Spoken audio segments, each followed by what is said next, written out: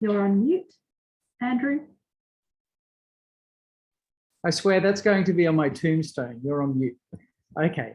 Let me start, please, by thanking you for all your hard work and efforts, and it's a real pleasure to see you all here today. The Australian Research Council's Centre of Excellence for Engineered Quantum Systems wishes to acknowledge the traditional owners of country throughout Australia, wherever you find yourself today, and their continuing connection to the lands, waters, and communities. I'm joining you today from Turrbal and Yagra country and pay my respect to their elders, past and present. All right, it is with great pleasure now that I introduce the Queensland's Chief Scientist, Professor Hugh Possingham. I'm sure he is, as I am, very excited to find out what the judges think of all your presentations. I've seen the 1 minute snaps and they look great, and I'm quite looking forward to the extended ones. But without any further ado, Hugh, over to you. Thanks a lot, Andrew. And it's a great privilege to be talking to you all here, also from Yagra and Turrbal country, the traditional owners of this land. And I'm not going to say too much about quantum, because what I know about quantum science could be written on the back of a very small postage stamp. Though if it was written with quantum bits, I suppose that would be a lot of information, but yeah, you know what I mean. I don't know a lot. I know the state government that I represent is excited by quantum science and understands the enormous business opportunities and intellectual opportunities in sensors, in the computing side, algorithms, and also even just the basic physics and maths that underpin all this work. But I really want to say one thing, and I'm only going to say one thing because it's in some senses going to be one long thing, because it's Friday afternoon. I think you're all tired and you've still got work to do, so you're all a bit stressed. The one thing is, obviously, having had 90 PhD students that I supervised, 80 postdoc, 60 honours students, most of the time they have, in the first phases of working with me during their career, have been obsessed with their technical skills. Their mathematical skills, their quantitative skills, their ability to solve problems, which are all extremely important. And that's why I think all of you are here. But the one thing you've been engaged in over the last few days is working with a group of people, a diverse group of people under time-bound circumstances, and working as a team of people. And that requires other skills. And let me tell you, for example, that the successful scientists and leaders of EQUUS, people like Andrew and Helena and Michael and others, they aren't just very, very smart people. They have another set of skills, and that other set of skills is their ability to communicate, both in the written word and the verbal word, their level of cooperation, their ability to work in teams.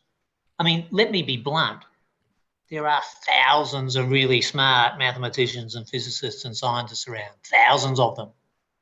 They don't all have great jobs in universities or industry or government. The ones that succeed are the ones that are smart, but I'm telling you, there's thousands of you. The ones that really succeed are the ones that have all those soft skills, which are not always assigned and common to people in our field. And I'm saying that trained as a mathematician. And those soft skills are definitely communication skills. And your ability to communicate closely with your team over the last few days and explain what you're doing and why you're doing it and why what you're saying is right and what they're saying is wrong in a polite and respectful fashion is essential. Because when people employ people and want to get things done, it's that cooperation, it's that level of respect. And a couple of other things, it's generosity of spirit, generosity to say, hey, Mary, Bob, that was a really good idea. I wish I'd thought of it. Trust, giving up all your best ideas and saying, I think we should be doing this, and then about half a day later, somebody else saying that same idea And you have to say, well, that's good that they think that the same. I'm not just going to tell them I told you so. I'm just going to join in and agree with them because I trust them and we're working as a team. So generosity, trust, openness and cooperation, which all are difficult things to learn. And that's why this hackathon is a really, really important process for all the people who've gone through it, because I wouldn't be surprised if there's been moments during the last few days when some of those issues of communication, trust, generosity and cooperation haven't always worked as well as you might think they should. I would argue that is more important than the problems you've been solving and more important than the technical skills you've learned. And it's something that all of us need to continually work on a day-by-day basis.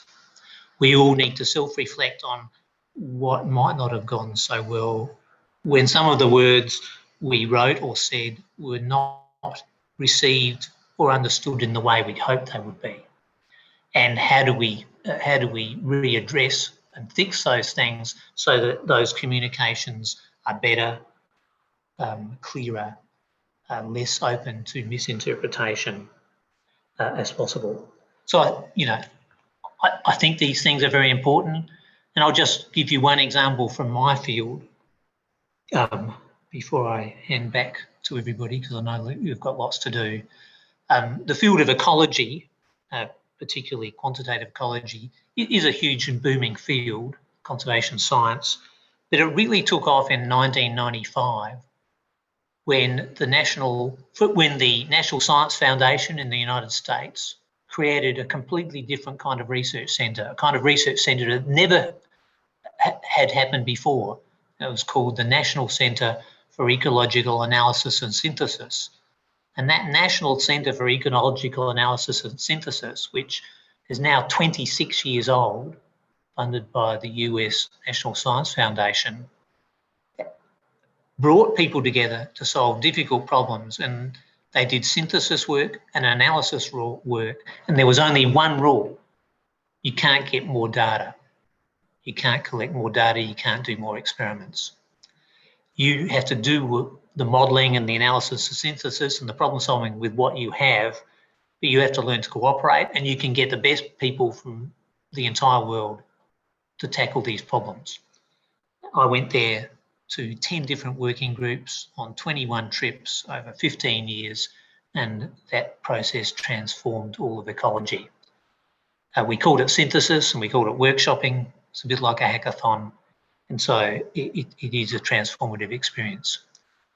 So hopefully that's a useful message. On my screen, everybody's frozen, so there's a small chance I've been talking to myself for the last 10 minutes, but good luck with all your endeavours, and I'm handing back.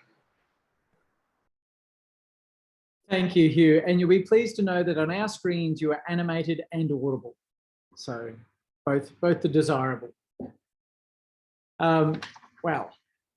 So now it is my great pleasure to introduce the judges for the competition this afternoon. Our first judge, and we're just going here in the order I've got them in front of me, is David Bird, who's joining us from Defence Science and Technology. David is the leader of the Next Generation Technologies quantum technology theme. And that quantum technology theme is an effort aimed at realising the potentially game-changing capabilities afforded by developments in quantum science. He's also leading the Department of Defence Starshot in quantum assured position navigation in time. Our second judge joining us this afternoon is Natasha Rawlings. Natasha is an investment partner with Uniseed and an entrepreneur who has led, founded and mentored early and mid-stage tech startups. Her previous roles include CEO and founder of StreetHawk, which is a mobile relationship management platform, and CEO of Heads Over Heels, an organisation that helps women entrepreneurs with scalable businesses grow. And last but not least, our third judge is Andrew Lockwood, who's principal geophysicist at Woodside Energy. Woodside is a pioneer of liquefied natural gas industry in Australia and the largest Australian natural gas producer, I believe. Andrew has worked for more than 25 years in academic, commercial and government roles, with a focus on developing geophysical technology. He and his team are currently at Woodside working with IBM's Quantum Research Program to find industry-relevant problems, including optimization of existing processes, but also looking for novel tools to accelerate the move towards sustainable energy solutions. So with that, I would like to please hand over to Emily, and she will direct us from here. Thank you, Emily.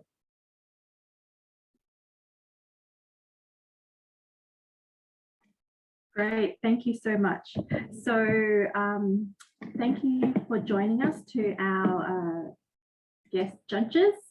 Now we've got our teams and we've got how this works.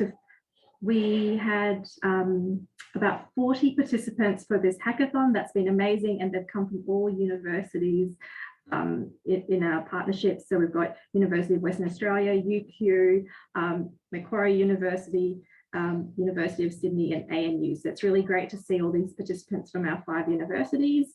So how this works is we've got 10 teams who made it into the finals this afternoon. They were shortlisted this morning. They've got 3 minutes to pitch, and then they've got 2 minutes for Q&A with our panel of judges. And then Andrew will introduce each team and which universities they represent. And then we'll hand it over to the teams. So thank you so much to everyone for getting involved. You've done so much work these past few days, and this is it. It's a great opportunity to hear about what you've come up with. So first team, over to you, Andrew. Thank you, Emily. So the first team I have on my run sheet here is Hackathon Mates, looking at quantum enhanced fusion simulation for a greener future. Over to you, Hackathon Mates. Hello, I'm James and I'm representing Hackathon Mates. First off, I just want to say on behalf of all of us, it's a pleasure to be here. And thank you for hosting this kind of competition. I'm just going to share my screen. It's on another computer. I just hope it comes through without problems. By a large set of very complex differential equations, which are often simulated on classical supercomputers. These supercomputers have a very large negative impact on the environment due to massive carbon emissions. Quantum computing is able to provide more efficient ways to understand the fusion process by performing simulations faster. Indeed, recent studies in quantum algorithms have demonstrated an exponential speedup for a large class of both linear and nonlinear differential equations used in both research and industry. One particular application is using quantum lattice simulations to solve Maxwell's equations for electromagnetic waves in the plasma environment. These equations are a significant part of fusion-related hydrodynamics. By utilizing this quantum advantage, researchers will have a chance to better understand and simulate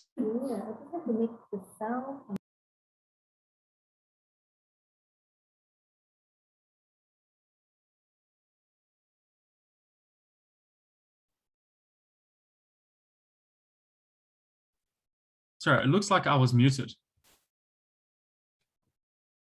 Can everyone hear me now? Yes, we can. Okay, perfect.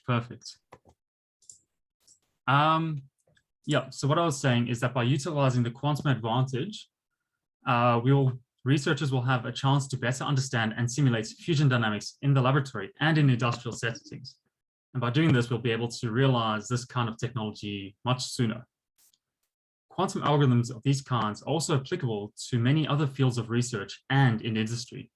Such simulations include finite element simulations, fluid dynamics, and population growth models in epidemiology.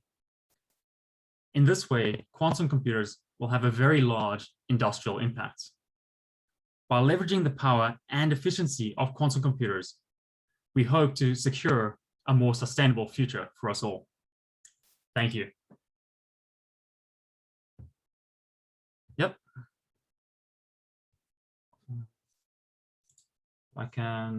Shall I stop sharing my slides? Thank you very much. Thank you. Over to the judges for 2 minutes of questions, please. I might start. James, what type of quantum computer do you need? There aren't too many quantum computers currently available to do these sort of simulations, perhaps. So how far away before we actually have a quantum computer that can do your simulation? Oh, I know why. So these kind of calculations can be done on, I believe if I read it correctly, it was any form of quantum computer. Specifically, the papers that we looked at analog quantum computers, but it can be done on a general quantum computing architecture. But we still need to scale up the amounts of qubits that we can have in our quantum computers. So we are a little bit away, but the theory is solid at the moment. Okay, can you take a guess at when you say how far away? How far away? As a rough estimate, I think maybe 10 to 15 years if research continues as it is. Yeah.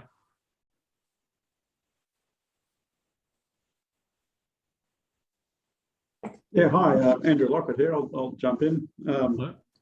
And of course, fusion energy is fascinating, and it's only 20 years away, I've been told, for most of my adult life. What magnetohydrodynamic problems do you think you're going to be able to crack with a quantum algorithm that aren't at least semi-tractable with current classical computing? Yeah. So the way I understand it is that current classical computers are very inefficient at these simulations, and these simulations can grow very complex very quickly, more particles and such. Quantum computers with the right amount of qubits will offer an exponential speed up in the kinds of calculations that will run through in each simulation time step. And what we're saying is hopefully this speed up will be able to enhance the kind of simulations that you can do for magnetohydrodynamics.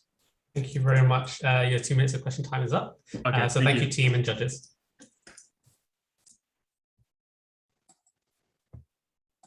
Thank you.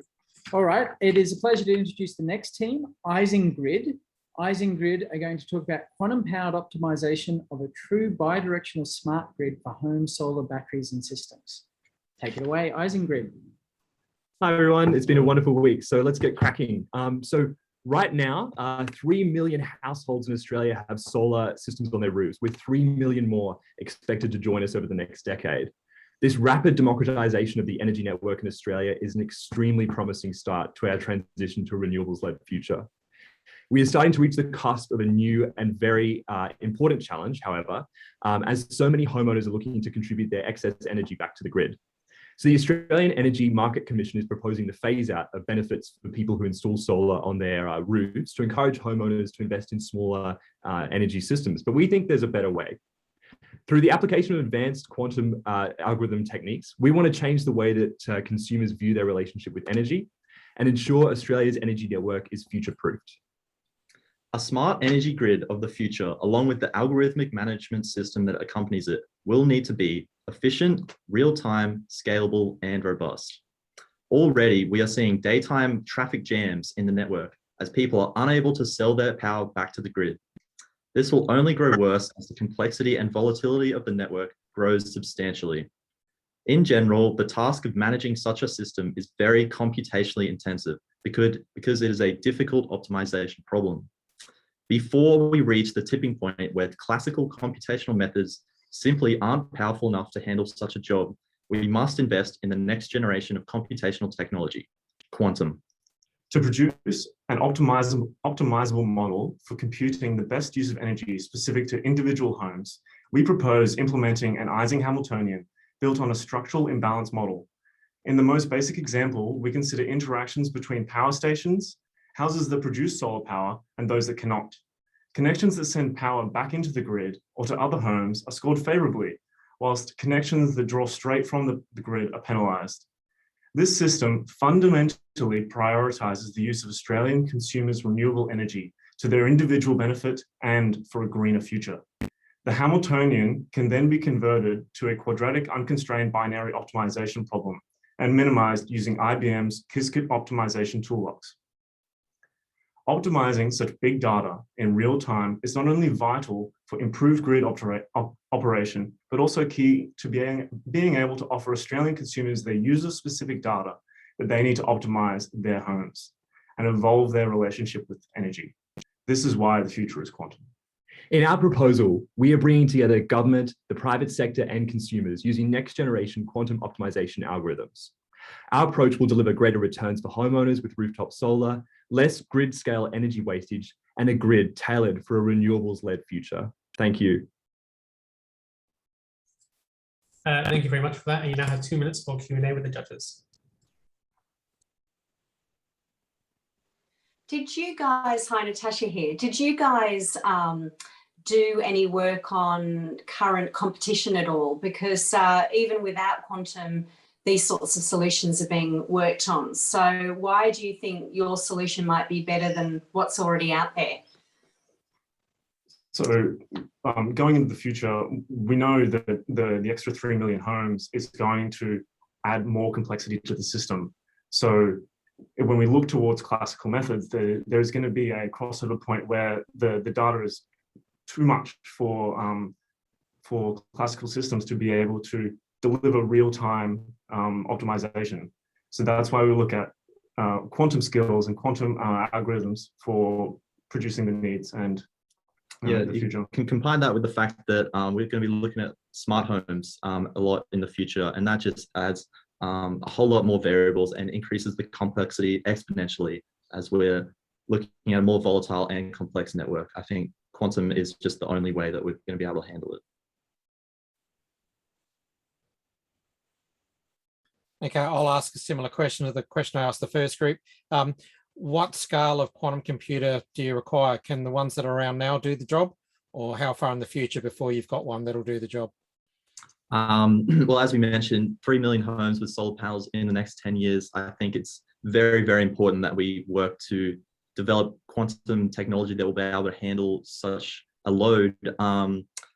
At the moment, superconducting-based qubits, quantum computers are the leading candidate for quantum technology, and implementing those with a sort of gate-based architecture will definitely is the most promising way to go at the moment. So we need to be able to scale up those systems to meet the needs in the next 10 years, essentially. Okay, thank you. Time has just about up, so thank you very much for that. Thank you. Thanks very much. No, I shall stop sharing. Thank you, Isengrid. All right, the third team of our 10 today are HARDA. I hope I'm pronouncing that correctly. Quantum computing to power up digital marketing data and decision making. And this is a team from UQ and UWA. Please take it away, Haida. Yeah, thank you, Andrew. Yeah, we are HADA. Hi, everybody. We are Team HADA, and we are going to introduce how quantum technologies could affect the digital marketing industry.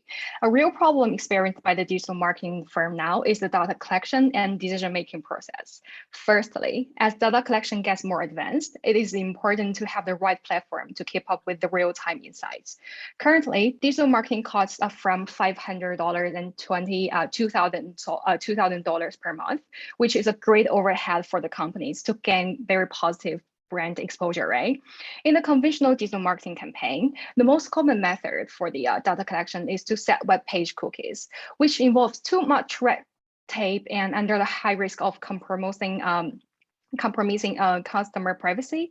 Secondly, many marketers believe that the planetary model of the digital marketing, which indicates that everything is predictable. However, in the real cases, B2B buying in digital marketing is uncertain, right? According to Peter Wellberg's research about quantum marketing, more and more new decision makers are dipping in and out of the business buying process, which is hard to be predicted by the planetary model. Hence, digital marketing companies are struggling hiring digital analysis to interpret the data and trying to automate the whole process. So how can quantum technology help to deal with this problem? With the data analytics capabilities, quantum support kind of like vector machines for the big features and big data classifications. In other words, quantum computing could help companies to reduce costs by implementing more effective marketing campaigns, reducing the amount of resources that put into lower performance strategies. So an example is Google's quantum processor can solve the same problem in 200 seconds, while the fastest supercomputer needs 10,000 years. This means even with a $5,000 quantum desktop computer, the efficiency of a data collection could improve timekeeping with real-time insights and a higher degree of confidence. Behind the scenes, there is a vast amount of data analytics used to justify the pricing for clients who have expensive campaigns. A quicker computation of these datasets sharing between campaigns would allow for a higher capacity of individualized advertisement in a shorter time frame. So a viable quantum marketing model has been developed and under testing. It is able to manage predictability precisely and also able to manage unpredictability with probability in digital marketing operations. Digital marketing specialists can reach out to potential clients in both short-term and long-term. Also, the specialists don't have to design specific creative for customers. Instead, they will be design creative potentially relevant to a massive set of customers. More importantly, the specialists will never miss a moment to capture the full market opportunity by delivering messages all the time by applying quantum marketing. They can be always on with the top funnel, brand, and bottom funnel demand. In conclusion, quantum technology is a sustaining innovation that can bring a way better solution to our established market now, and definitely worth investigating in. Thank you. Thank you, too. Thank you very much for that. It's time for Q&A for the judges. So this is my background actually, but I'm interested, are you going to replace creatives altogether? I sort of get how you'd replace the buying mechanism and placement mechanism to get your costs per acquisition down with better targeting, real-time targeting, et cetera, but are you going to replace creatives and the messaging that they produce?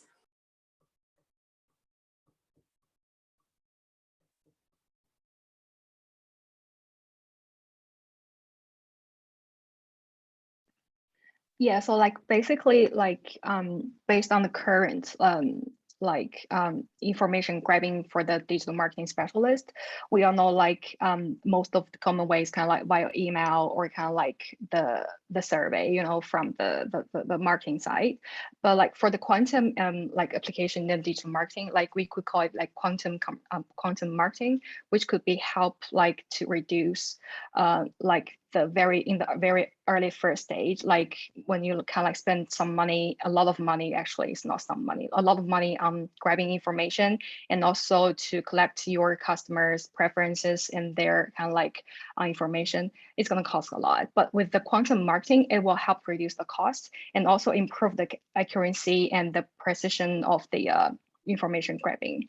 Yeah, so it's not like replace anything, but it's more kind of like to increase the accuracy when you kind of like want to grab the information and the preference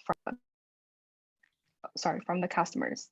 Yeah, and for a small business startup, it may be like really expensive for them to start like marketing strategy and data collection. But with the big data and our analytic capacities with quantum technology, we could provide an easier startup for small business, and they can spend less money and get a more precise strategy and data. So this is what we can provide. Thank you very much. Your time's up. Thank you, team and judges. Thank you very much, Haida, and apologies for the mispronunciation up front. The next team is Quantum Plate, who are going to talk to us about algorithmic solutions to improve transport flow. Take it away, Quantum Plate. Great, thanks. I'll just share my screen.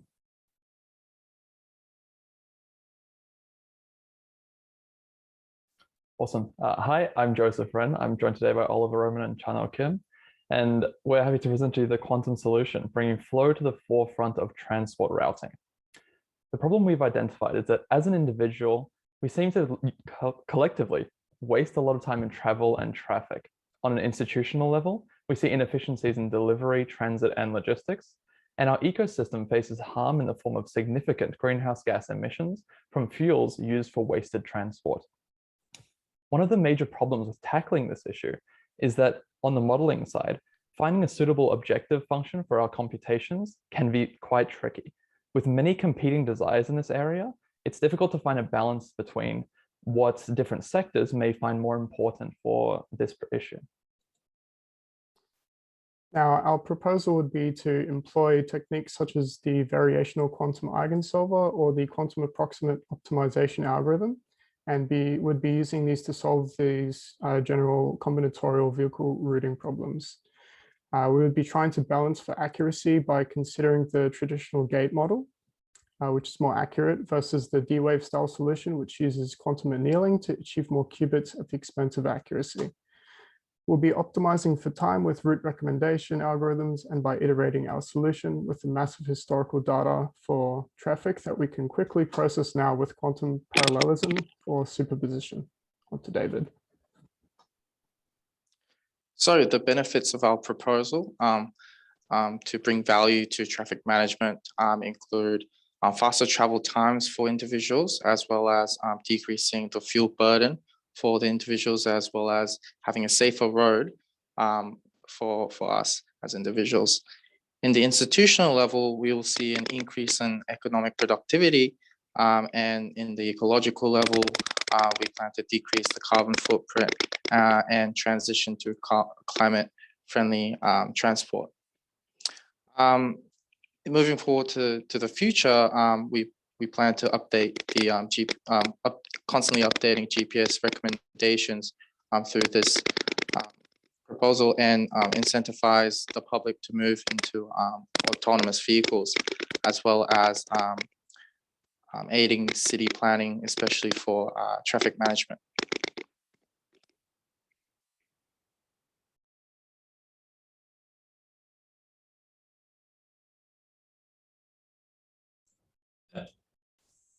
Thank you very much for that, team.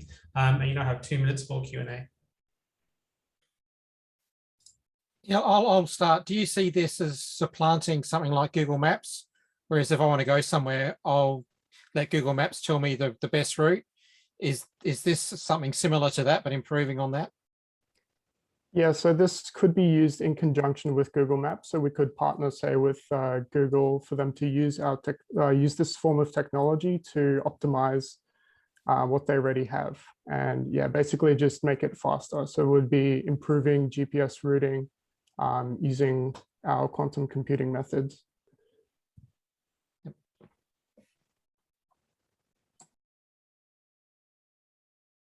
And yeah, look, Andrew, again here, so since David didn't ask his question, you've got 20 million people or so in Australia all wanting to go somewhere. Does that mean 20 million qubits? And how far do you think we are going to take to get to that? Not necessarily.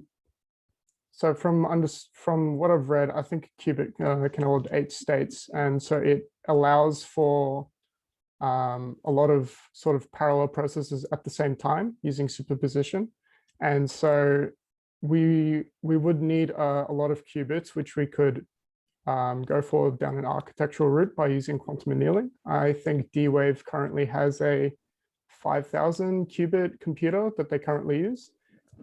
So yeah, getting there shouldn't be too far in the future.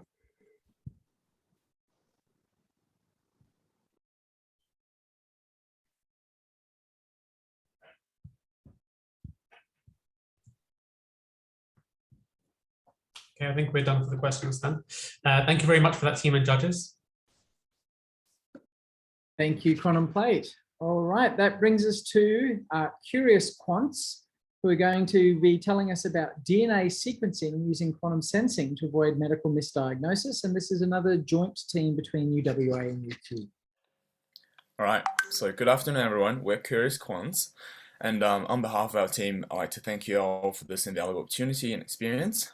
And now, without further ado, we're proud to present the following pitch on whole genome sequencing with quantum sensoring solution. Whole genome sequencing with quantum sensoring can save millions of lives. Genome sequencing screening will expose genetic diseases, for example, early detection of cancer genes, ensuring early diagnosis and increasing survival rate by up to 50%. By 2030, the International Consortium of Personalized Medicine plans to have treatment with genetic sequencing widely available for the general public. The future for personalized genome sequencing and treatment is limitless. But this process is costly and error-prone. Just in 2019, nearly $1 trillion was spent in treating rare genetic diseases through whole genome sequencing. This is not including the cost from misdiagnosis, which occurs nearly 30% of the time in conventional diagnosis, and costing extra $750 billion to the medical industry. Quant strives to provide a solution in combining nanopro nucleotide scanning sensors with quantum electron tunneling, producing a more robust and significantly cheaper alternative. Quantum sensoring can efficiently detect quantum tunneling current while scanning base pairs, eliminating the occurrence of misdiagnosis. This in turn allows faster computation, increasing scanning rate from 450,000 base pairs per second up to 10 million base pairs per second. Although existing nanopore approach to genome sequencing can potentially directly read the basis of large DNA molecules without chemical modification of the DNA and provide a fast, low-cost sequencing method, significant issues still needs to be resolved, including obtaining single base resolution. Quantum sensing can make obtaining single base resolution so much easier because they are sensitive to even the smallest of changes. And while it may seem more expensive upfront, quantum sensing will save us from the waste cost appearing later. It would save us up to $2.5 million per 30 patient treatment. Let's say a Miss Catherine from a middle-class family who is born with a HER2 gene, which increases the likelihood of breast cancer. With status quo, her family won't be able to afford a whole genome scan to reduce her risk of developing breast cancer. But now with Curious Quant's quantum genome sequencing technology, her family could simply order a cheap genome sequencing at birth. From there, she could get relevant HER2 targeted therapy before cancer onset and improve her life quality. This technology is showing huge promise, and Japan's quantum biosystem has already invested $20.5 million to develop this tech, and the EU is not far behind. Australian companies and the public can benefit a lot from a prompt investment into our solution. Australia shouldn't fall behind in this progress. Thank you, judges, for your consideration and everyone for listening. Thank you very much. You now have 2 minutes for Q&A.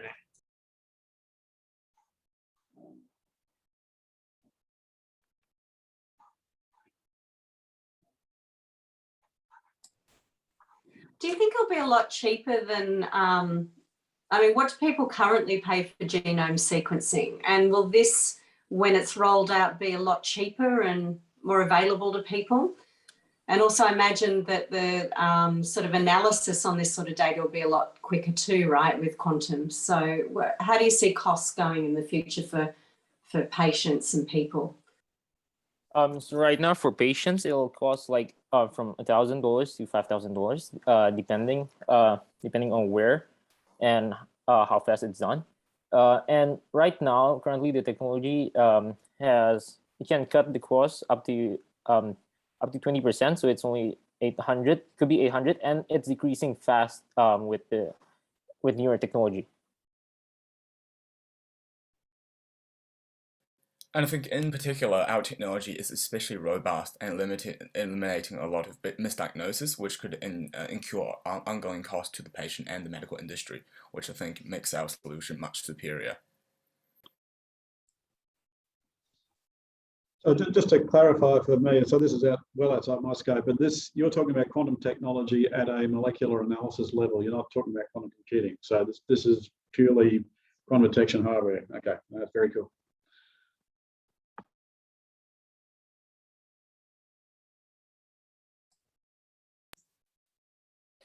How do the error rates compare between what's done now and this technique? Sorry, can you repeat again? Yeah, how do the error rates, there's going to be errors in making these measurements. How do the error rates in measuring it protein by protein compare between the current method and this method? For the error rate, we couldn't actually find like a perfect number itself, but it said like this is like up to 5 times more accurate than the normal ones, since this one reads it one pair per one pair instead of the normal 5 pair per 5 pair. Okay. Thank you. Thank you very much. We're done for Q&A. Thank you, Curious Quants. All right, the next team is Cubit, who are going to tell us about unlocking truck platooning through quantum optimization. Take it away, Cubit.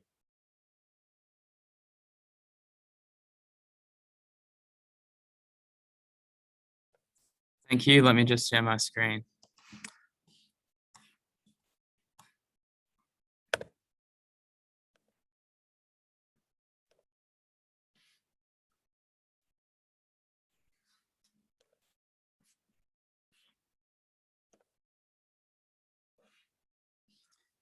In the race to reduce carbon emissions, truck platooning is a promising opportunity.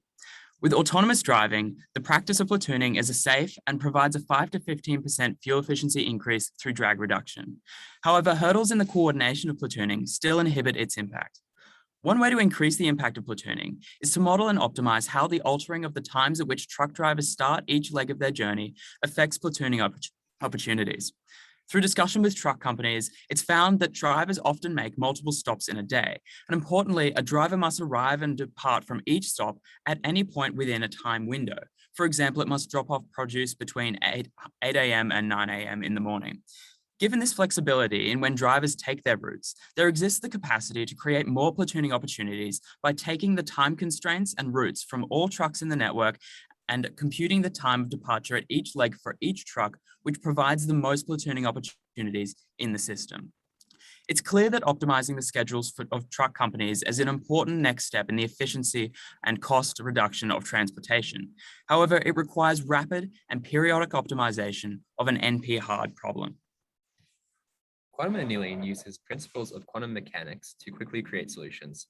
Quantum annealing takes an objective, such as minimizing cost of fuel and labor, and through effects such as energy minimization and tunneling across energy peaks, the wave function converges towards the global minima.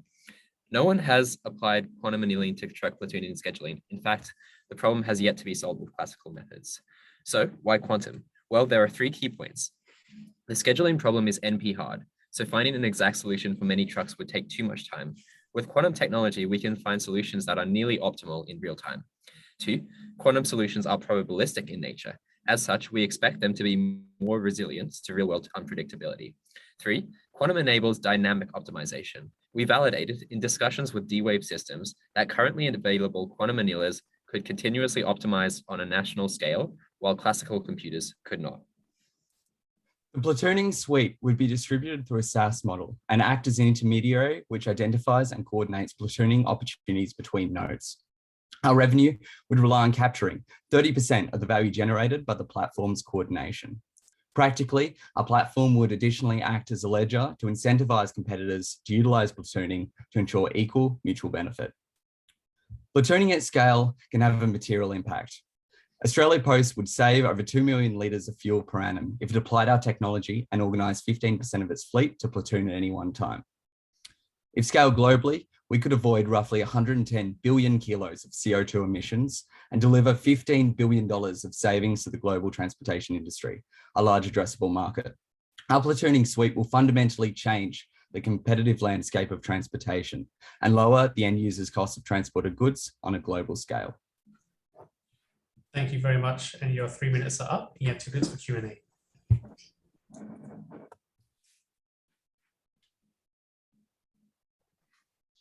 I love this idea, and if you could extend it to cycling, it'd be nice if I could have a convenient cyclist to sit on the back of in the regular Perth headwinds. One question I got, could you just expand a bit more on how you would measure the value that you'd save? Because that seems to be a bit of a problematic area. Yeah, so there are 2 main ways in which we could go about doing that. So the first way is through an estimation of the savings of the trucks, which can be calculated by taking fuel consumption data in times at which the truck is not platooning and platooning on its given journey and taking the difference.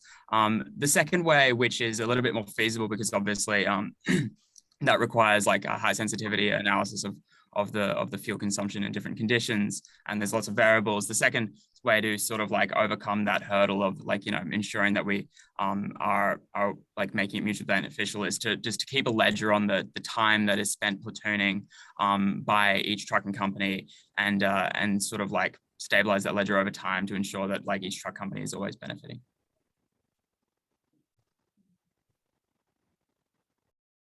Yeah, I've got a quick question as well. When you say you can do it in real time, how real time is real time? Is it you push the return button or equivalent and it pops up with the answer, or is there a finite amount of time for the calculation to take place? So important to note is that in our discussions with D-Wave, like they weren't able to provide us with a sort of time that it would take. But what we mean by real time is just the increments of time that are like sort of necessary for us to host this this sort of coordination system. And so what I mean by that is like the trucks, as they're going about their day, will come up with certain delays that can't be foreseen, so things like traffic and whatnot. And so the system needs to recalculate at that point what each truck should do in order to again optimize their platooning time. And so in our discussions with D-Wave, they hypothesized, and it was just that, a hypothesis that well, one, that would be able to be done in a sort of a time that could like at least a couple of times a day, but importantly, it was just going to be far quicker than like classical methods, which might never be able to calculate the optimization at a sort of like for too many trucks. Thank you very much. And your 2 minutes are up.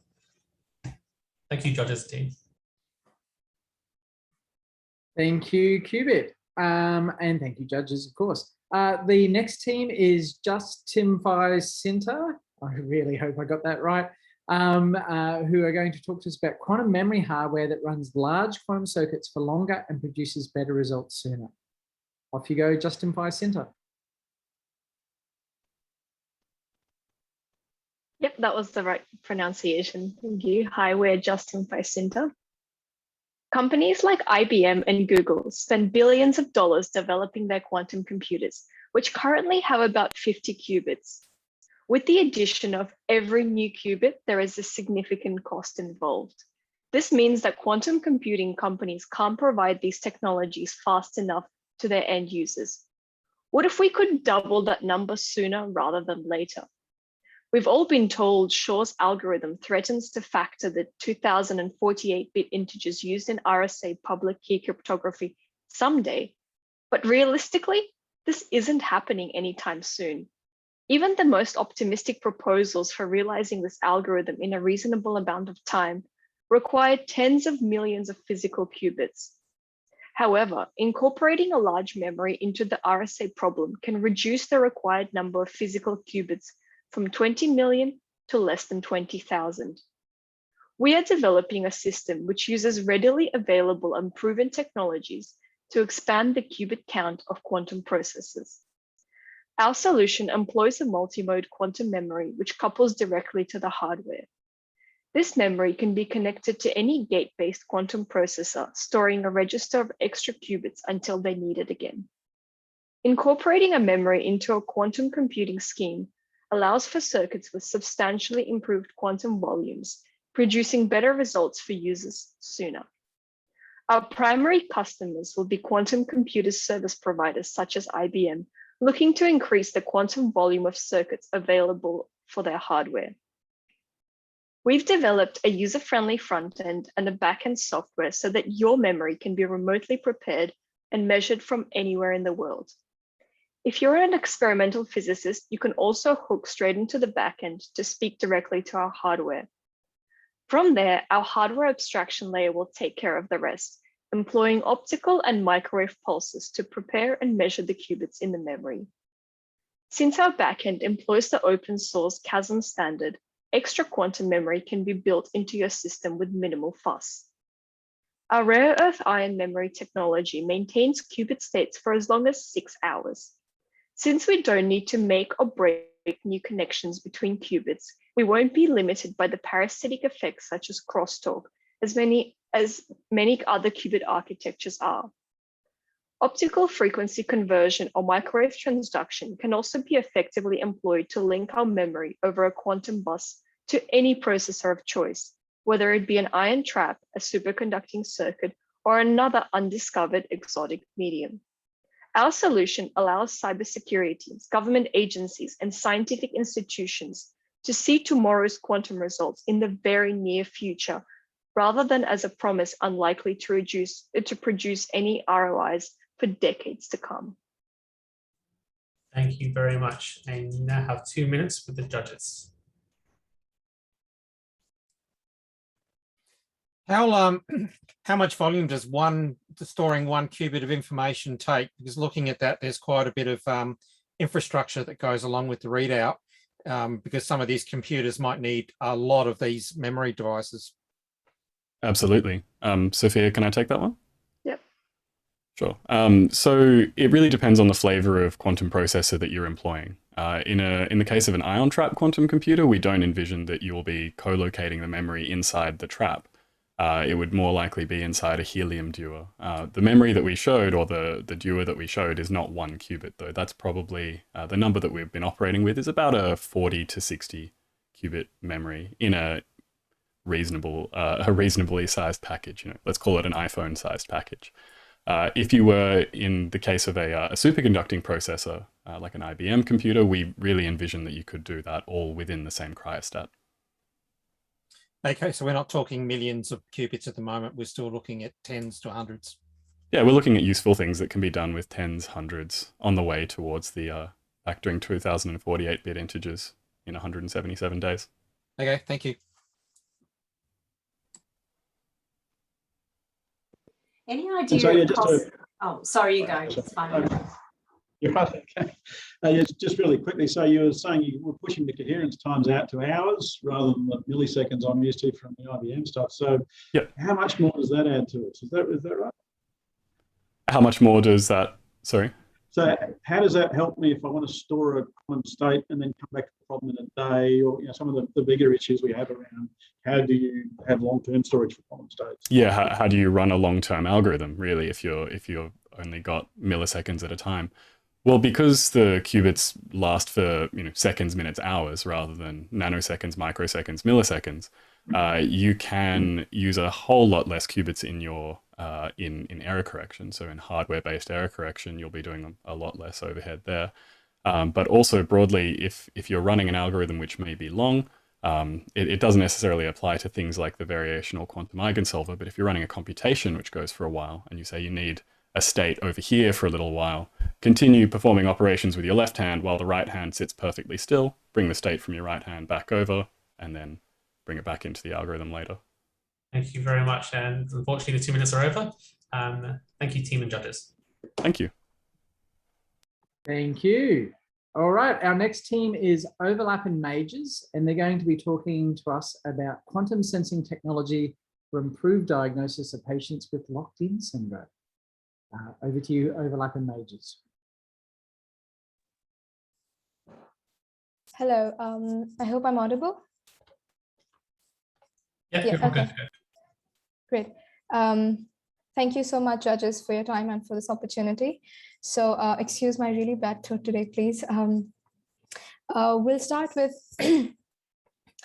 about a case study about a boy named Martin in the 1980s who recovered from a coma, only to find that he couldn't move his body. This condition that he suffered from is called locked-in syndrome, and it took people 9 years to realize he was still a conscious person. Every year, there are nearly 400,000 patients like Martin who suffer from disorders of consciousness, DOCs, which include locked-in syndrome, coma, or vegetative state. The best way to diagnose these is by measuring brain waves. 2 neuroimaging techniques are currently used to do so. These include ECOG and EEG, namely electrocorticography and electroencephalography. They have certainly shortened the time taken to identify more recent patients. However, current users of these technologies, medical specialists and researchers, have struggled to use them for the following reasons. ECOG has ethical issues because it requires drilling the skull, while EEG only requires placing electrodes along the scalp. However, it means low precision and efficiency. This wastes a lot of time and effort for our specialists, as much and more importantly as it costs our patients precious quality of life. Martin's case is representative of how far we have come, but it is also very important in showing that we still have a very long way to go. Therefore, for this purpose, our team proposes a solution, a quantum sensing technology for the brain, which is called MEG, or magnetoencephalography. This increases spatial resolution, it reduces the preparation time, and provides more comfort for our patients. Originally, a clunky device called SQUID, SQUID, was used in MEG study. But recently, researchers have developed OPM, which has the following benefits. It shows clearly an investment in MEG could be game-changing for the diagnosis of DOCs and bettering the quality of life for such patients. For market validation, we conducted a survey with PhD students who are researching in the fields of neuroscience and psychology at the University of Western Australia. It was confirmed by talking to them that they struggle with inaccuracies when using EEG, and they agree that MEG has great investment potential. In summary, Martin's experience shows the enormous struggles of DOC patients, and we are very optimistic that an investment in MEG can help mitigate these issues that we are facing. Thank you. Thank you very much for that. And you now have 2 minutes for the judges for Q&A. Do you have any estimate of the relative costs of this treatment or of this diagnosis compared to using the other ones you talked about? Yeah. Oh, Ananya, you can go. No. Go ahead, you're saying. Okay, yeah. So, hi, David. So, as of now, for the mainstream use of diagnosis, even technologies like EEG are not even used in mainstream because it can cost up to like thousands of dollars, and it varies from different locations. But right now, what people use are just neuropsychological tests, which the inaccuracies are much higher. So therefore, we want to propose the use of MEG, which could much lower the cost. And traditionally, it is very costly because of the SQUID. Oh, I can move back the slides right now. Yeah, this SQUID machine. So if we can transform it to this OPM, it could lower much lower the cost because of the mobility of it and the design of it as well. Yeah. And if I can just add to that, the cost would be more in the research of this technology because as is very obvious that this hasn't been given a lot of thought to. So that would be primarily the cost area, not so much the final usage of it. I hope that answers. Thank you. Have you guys thought much about what the regulatory process would be for a medical device like this using quantum? I mean, it's quite hard just for software and things like that sometimes. So that I think that's an interesting one. Have you thought about that at all? So we were primarily focusing more on the neuroscience side because not only is that our background, precisely why we name our team Overlap in Majors, but also because what we understand is that quantum this is one area that quantum has not been involved too much in, and we do realize that quantum has most potential in this area. So that is precisely why we chose this particular field to work on. Thank you very much. Your 2 minutes up. Thank you, team and judges. Thank you. Thank you very much. All right, our next team is SNL, who are going to talk to us about mass real-time people tracking for COVID reporting. Take it away, SNL. Okay, can you see the screen? Okay. Sorry about the background noise, but okay, we're gonna start. So, with 250 million cases all over the world and 4.5 million deaths, we have invested $580 million on COVID tests in New South Wales. To combat this, a lot of countries use QR code systems to track cases. We want to reduce COVID cases as a whole with the help of quantum technology and reduce case numbers through real-time updates through a private sector and government management.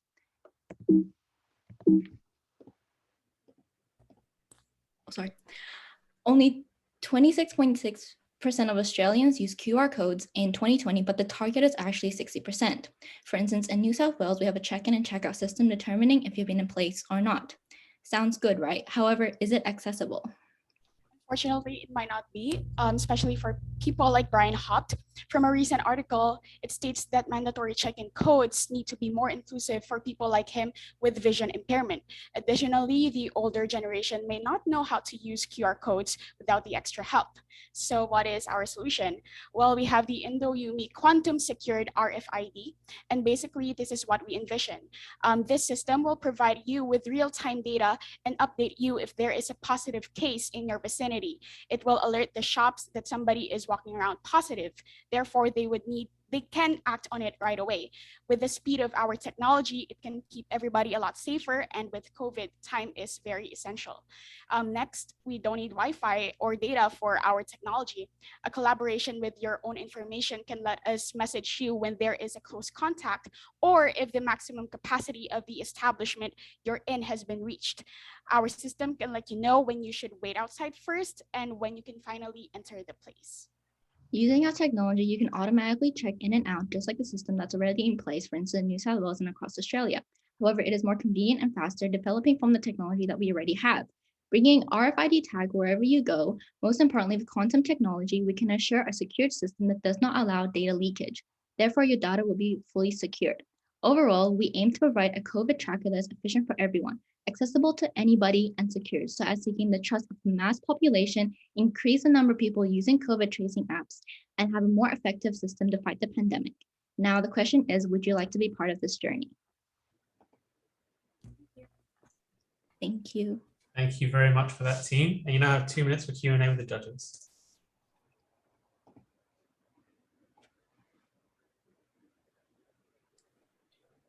Can you explain a little bit more how the technology actually works?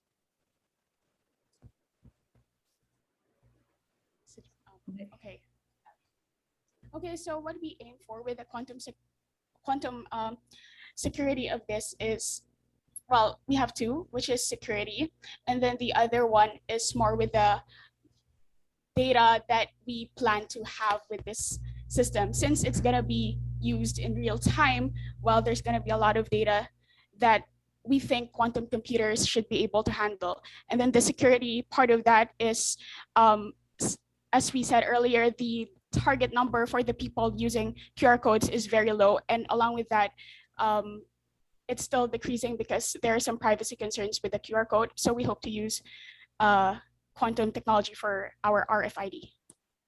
Okay.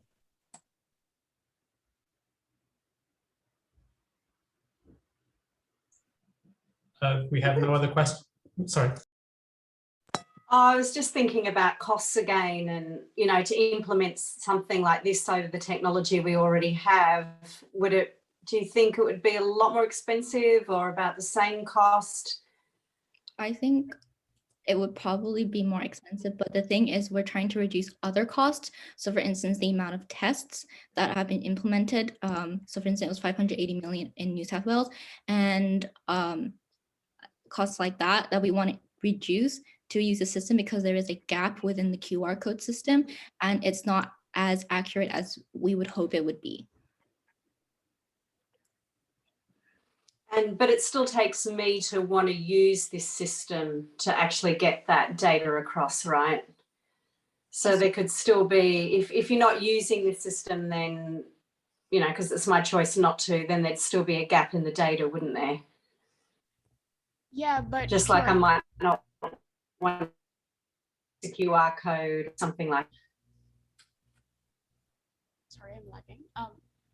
Yeah, so for the QR code, the numbers are still low, and with our RFID using quantum technology, we hope to gain the trust of the mass who have concerns with the security of QR code. So I mean, either way, the cases are low, but with the added security for the quantum RFID, we hope to increase the numbers. Thank you very much for that. Your time is up, but thank you, judges and team. All right, thank you. And this brings us to last, but certainly not least, the team Crossover, who are going to talk to us about quantum enhanced air traffic control flow management. And I do like the implicit assumption that one day we will be flying again. So please take it away, crossover. Hello, I'm Tristan. I'll just share my screen.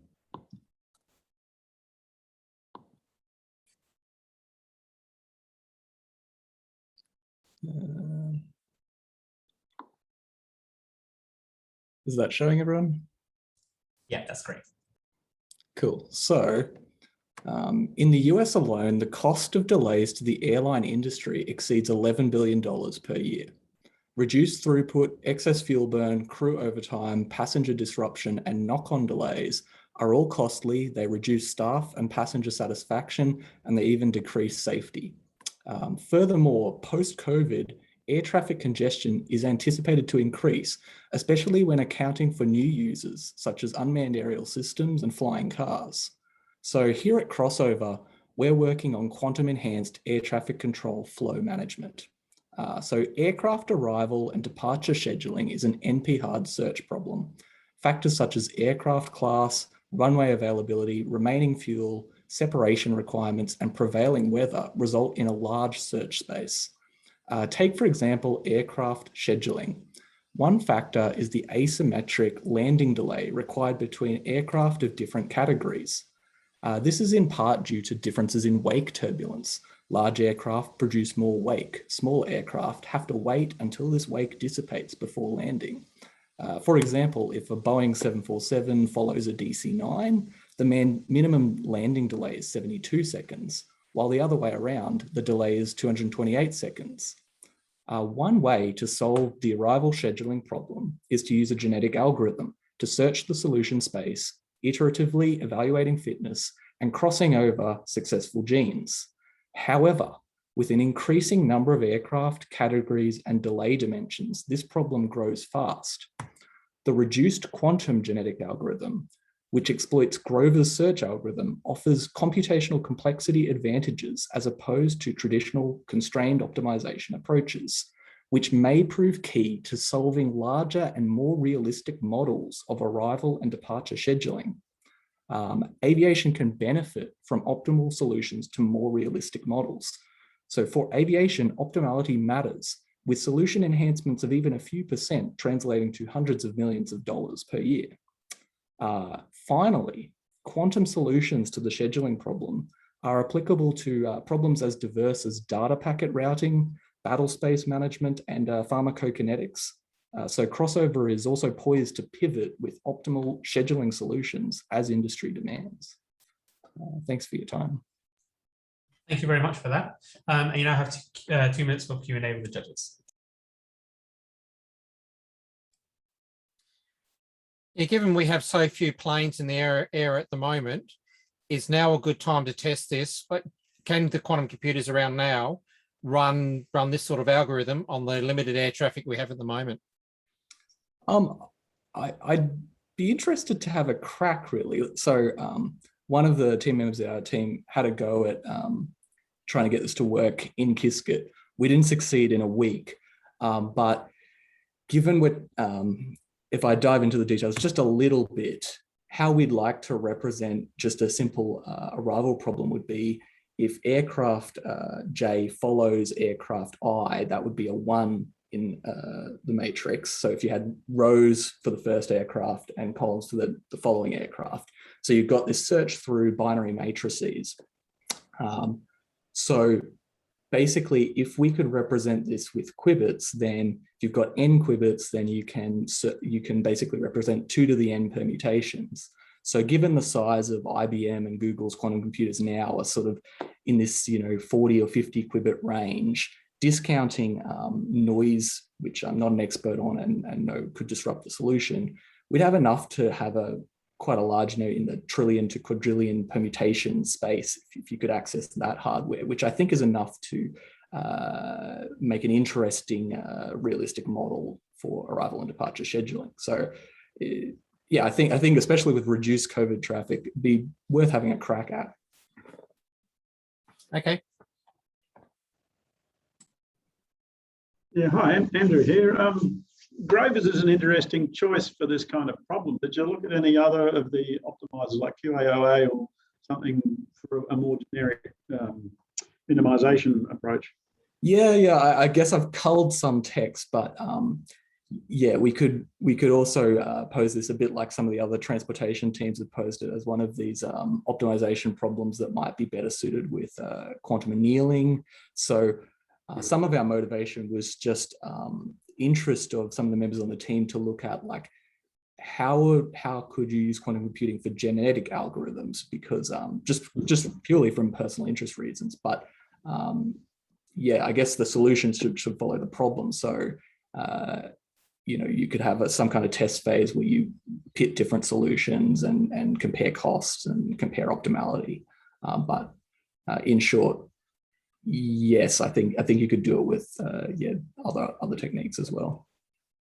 Thank you very much for that, and time is up. Thank you, team and judges.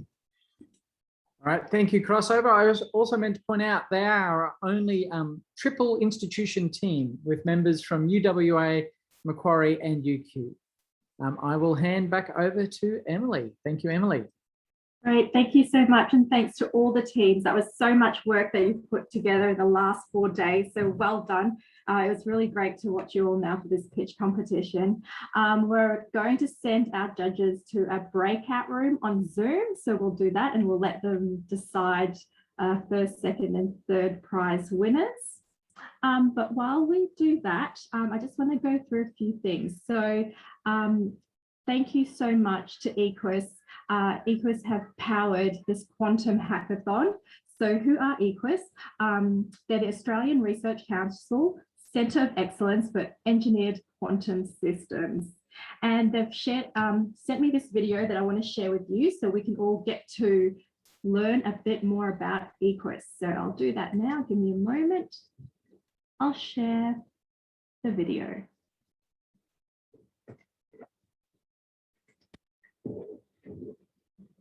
Let's hope this works. Questions that I get are, what do you do? When I tell people that I am a quantum physicist, usually the conversation stops. I guess for me, the amusing thing about the word quantum is that it's used for all sorts of marketing things. Now you can buy quantum toilet roll, quantum microwave oven, like everything you can buy, you can probably buy a quantum version of it.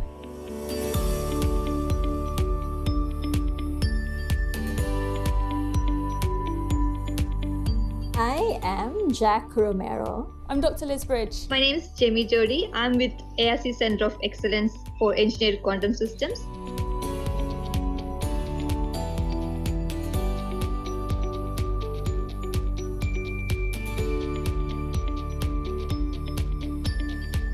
What is the theme or goal of EQUS?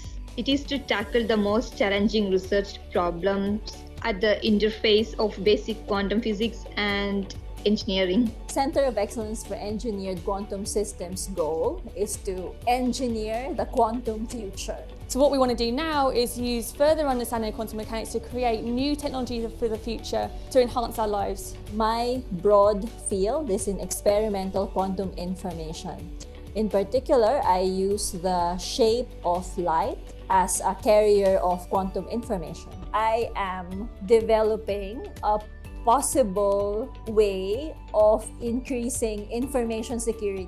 My broad research is quantum optics. I do research with diamonds that contains one particular kind of impurity called nitrogen vacancy sentence. This impurities make the diamond glow red when shined with a green light.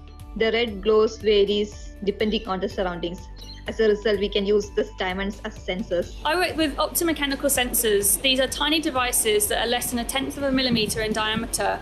They can be designed to be very sensitive and useful in a range of applications. For example, we're developing magnetic sensors that can be used as communication devices deep in underground mines where communication is normally very difficult.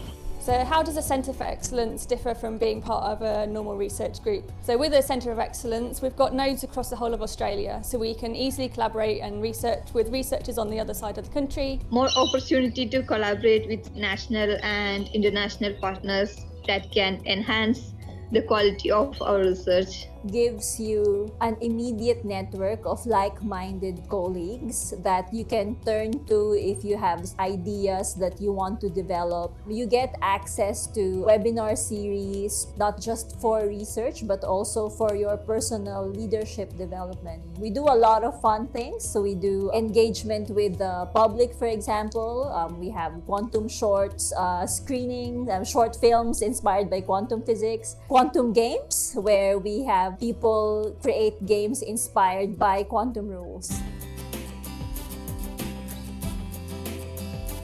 Which scientist or researcher from the past would you most like to meet and why? I would like to meet Richard Feynman.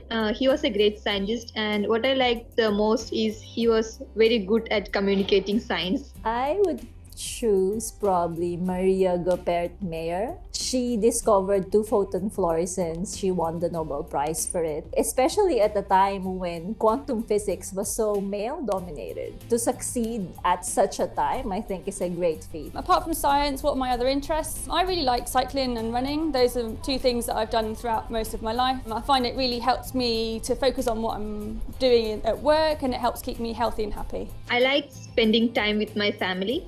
Also, I like doing some experiments in cooking. I am very passionate about increasing women representation in science. And I think we should all do a better job to have an inclusive community so that everyone can contribute productively. If you could travel anywhere in the world right now, where would it be and why? To India, to see my parents? I actually would like to go back to the Philippines, where I'm originally from, some tropical island setting, eating good food. I'd like to go to see my family in the UK. We've not seen them for quite a while now, and being so far away from home during the coronavirus lockdown is quite difficult. So yeah, I'd love to go home and give them a hug. My favourite meal is probably a Sunday roast, some meat, roast potatoes, roast vegetables, and a nice Yorkshire pudding with some gravy. My favourite meal is Kerala parota with sambar, which is an Indian dish. The best meal I've had in my life is buttered toast with jam right after I gave birth to my first son.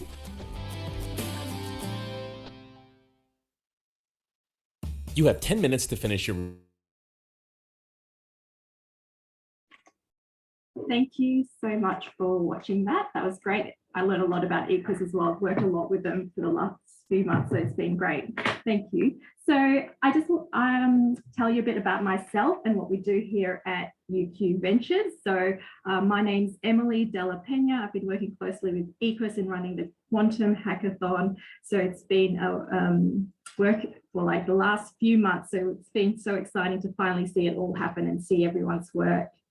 So UQ Ventures, we're entrepreneurship at UQ, and we're really enthusiastic about engaging students, staff, and alumni in entrepreneurial skills and mindset. And we do this through running various programs, activities, and events, which brings me to a number of events that are coming up, some of that you might be interested in. So we do have an online event coming up, and it's open to the public. So it's an online fireside chat with Y Combinator alumni. So these people are startup founders, and they've been through the Y Combinator Startup Accelerator program that's based in Silicon Valley. So these founders are based all over Australia, and we're really lucky to have them as part of our speaking panel.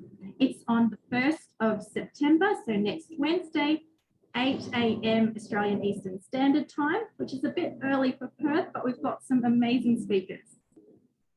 So if you're interested in watching that online event, feel free to check it out on ventures.uq.edu.au. So it's on our events page. And we've got many other things coming up. So you can also sign up to our newsletter and see what else you can attend. So we do have lots of events.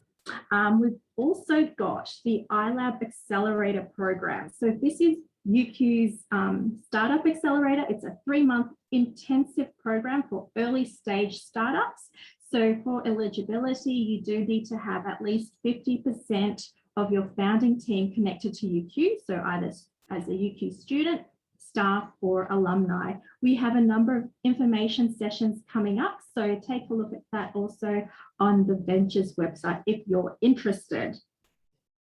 And so I'd also like to share, give me a moment,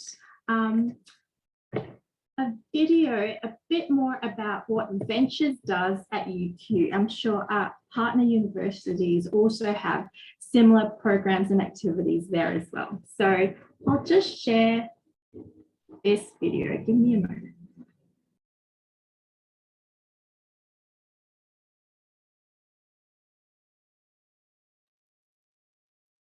Help you to build your future.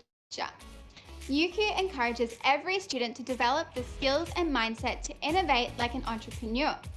Here at Ventures, you will find the people, tools, and opportunities to help you think like an entrepreneur and bring your ideas to life. Ventures programs are open to UQ students across all faculties and study levels. It doesn't matter what your passion is, what you choose to study, or what your career aspirations are, we will help you connect with like-minded students, gain transferable skills, and create your own path. Ventures has many events and competitions year-round, including hackathons, industry events, workshops, and pitch nights. You can stay up to date with the latest opportunities, news, and events by signing up to our Ventures newsletter at ventures.edu.au.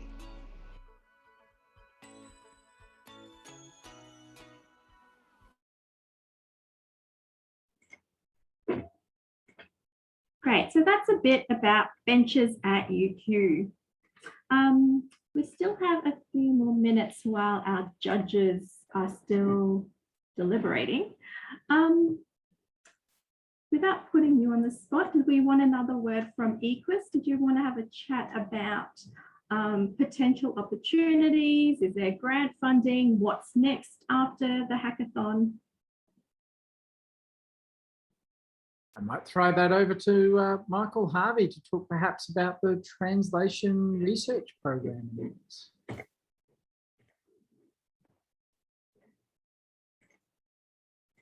There we are. Yes, so the centre we work in for engineered quantum systems, one of the big efforts that we put in this centre is a flagship program around research translation. So this isn't the commercialisation stage that the university technology transfer offices deal with, or founding startups. Where we concentrate is we work with the people in our centre who are doing the science, making the discoveries, new innovations, making inventions, and help them take the next step. So to go from the science on the bench to a prototype or a demonstration or a connection into industry. So typically that step from making a discovery to demonstrating a useful device is really difficult to do in Australia. It's not usually funded by the various research grants, and oftentimes our researchers are left to their own devices and passion to undertake this. So what we do at EQUS is we have a program which I run, and it's dedicated to translating these innovations, this science, through three different means. So for our PhD students, we have a stipend available, which allows them to take the time paid to translate some of their research or to work on other research within our centre that is being translated to benefit society. Similarly, for our postdoctoral fellows, our early career researchers, we have a program that will pay for some of their time so that they can undertake translational research and move the science out of the lab into a prototype or work with an industry partner to show that something that they're working on or something that's working within EQUS has value, has utility, and might be worth taking further to commercialization or to some other impact. The other program we run is a more traditional grant. And again, that's for the EQUS research to pay for perhaps building a prototype or getting some external work done or to buy equipment which is not otherwise available, so that we can demonstrate that the outputs of our research are generating impact and have some use in a business or societal context. One thing I'd like to stress is that the program we run isn't only about commercial outputs though. So we're a national centre and we're here for the benefit of the nation. So some of the projects we funded have actually been around public good. So for example, paying to help develop an open source software program in quantum error correction, which is then gifted to the research field and is able to be used. And that's not a commercial project, that's a public good that we support. The other thing I'd like to mention, and I see the judges are coming back, so we're very keen to hear their results here in a moment. But the work we fund, these translational programs, are not only with EQUS people.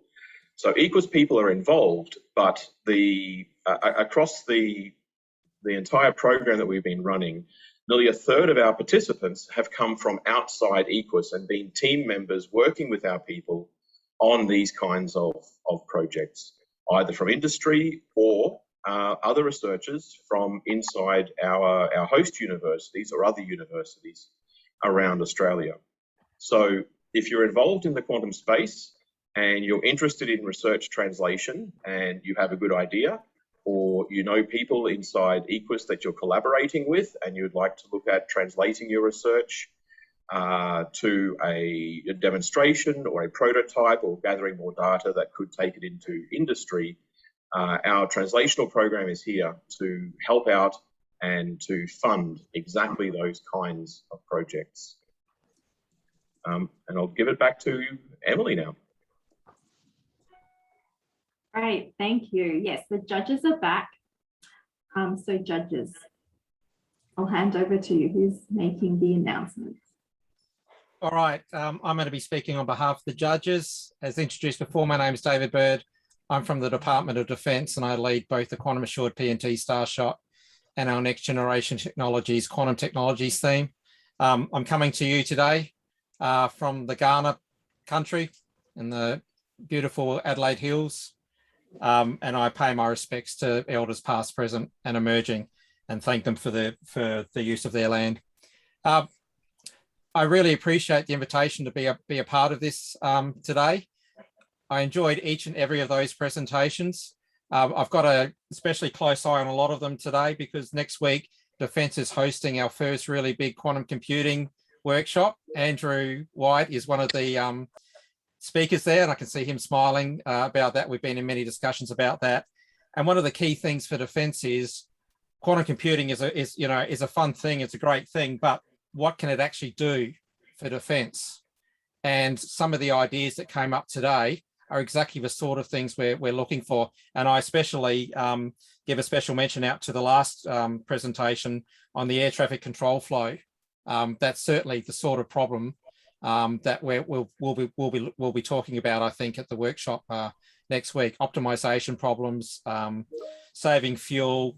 And I like the fact that you mentioned not only the air traffic problem, but you also went into other problems. Anyway, having said that, you're not you're not looking to hear from me about all of that. You want to know the winners. So firstly, everyone was a winner today. They were all great presentations. But to get to I'll start with the third team. So the runner-up to the runner-up was the team from Isengrid. So the home solar battery discussions. So congratulations to the team there. We were particularly taken by, you've chosen a really relevant problem.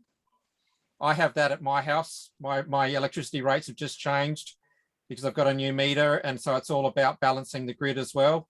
So, and the challenge, we talk about that all the time, that sometimes they switch off solar in my state because the grid just can't handle it. It just becomes too unstable. So that's a great application of a quantum computing to that as well. So congratulations to the three of you there. All right, the second team, and apologies for the pronunciation, but just Timfi Center, and their discussion of basically adding an enhancement to today's quantum computers. So congratulations to this team too. Defence actually works with one of the teams that has developed the 6-hour-long quantum memories at Australian National University, and we really think that's an exciting technology too. And this is one of the applications we're really excited about, essentially a quantum accelerator for a quantum computer as well, which then leads us on to all the other applications as well. So that was, yeah, that was really exciting. And the judges were all in agreement of that one. And now we come to the winning team. Just let me find my notes so I know what I'm talking about. So the winning team of today's hackathon is Curious Quants. So congratulations to this team. I can see the celebration there. Congratulations to you guys for the DNA sequencing with quantum sensors. I think it was one of the best all-around presentations. You basically addressed all of the concerns that the judges might have had as well. You know, you said the why, the costs, it was robust, far more accurate, and it has a general application that can be applied today essentially as well. So congratulations to all of the teams, especially congratulations to the winners. And I wish you well in your future of quantum technology. I think it is an exciting time. And I'm already seeing, just in the few years I've been involved in quantum technology, from my view from within defence, the industry has just blossomed and there are now jobs everywhere. So with that, I'll hand back to our MC. Great, thank you so much, David. And Curious, I'm so excited to see that we've got UQ, UWA, and Universities of Sydney represented in those winning teams. So well done, everyone from everywhere. It's been such a pleasure to work with all of our partners, University of Western Australia, Macquarie University, IBM, and DSTG, as well as EQUS. Thank you so much, everyone. It's been so much work for all involved, so well done. Also, thank you so much for sticking around. We had to do this almost purely online this time around, even though we had fully intended that this would be a hybrid delivery, that we'd be able to gather in person with some food and drinks on a Friday afternoon, celebrating everyone's hard work. So thank you so much for sticking around. It's always a bit tricky when it's just online. So thank you, everyone. I want to invite the teams, if you wanted to say something, it's up to you. So I've put you on the spot. I haven't mentioned this, but happy to hear from you if you'd like to say something.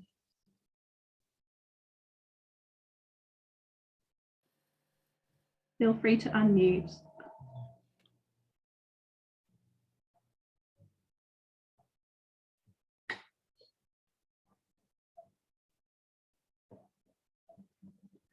Anyone? Yeah. I think we need some quantum technology on the mute button for Sean. Sean, are you all right there? Sorry, we had a bit of technical difficulty there. I had my own mute button struggles, but no, that was such a wonderful result. Thank you so much, and we all had so much fun watching all the pitches today. It was actually really interesting just watching them all and then discussing them. So it was such a wonderful afternoon, and all the ideas that we saw we would never have considered. So it was so exciting just to see such a range of wonderful contributions.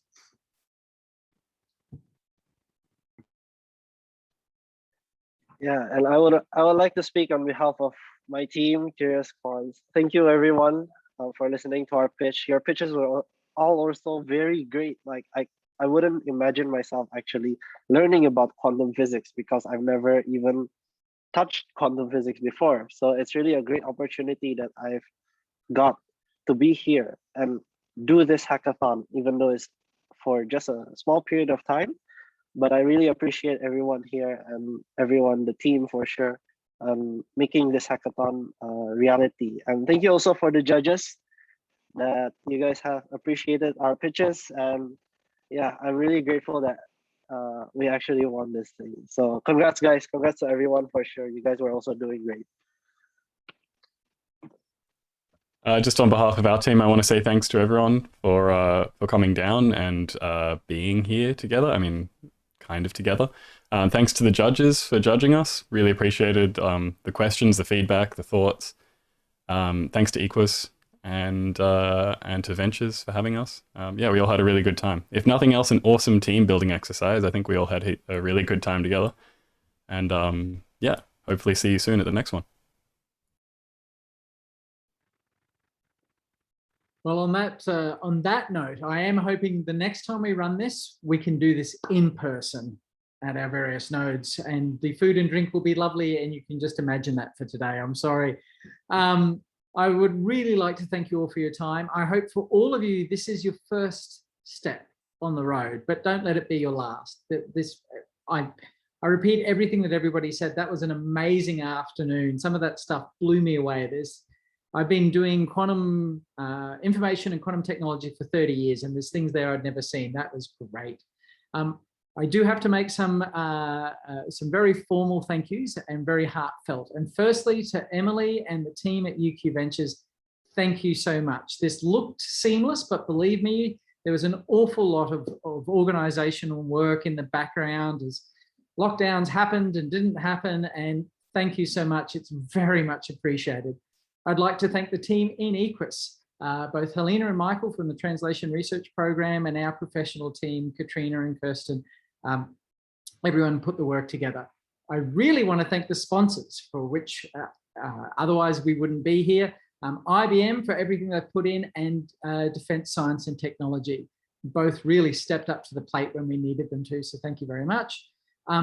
The judges, David, Natasha, Andrew, you're all incredibly busy. The fact that you just gave us a Friday afternoon is really appreciated. Thank you. And I hope you'll come back and do it next year as well.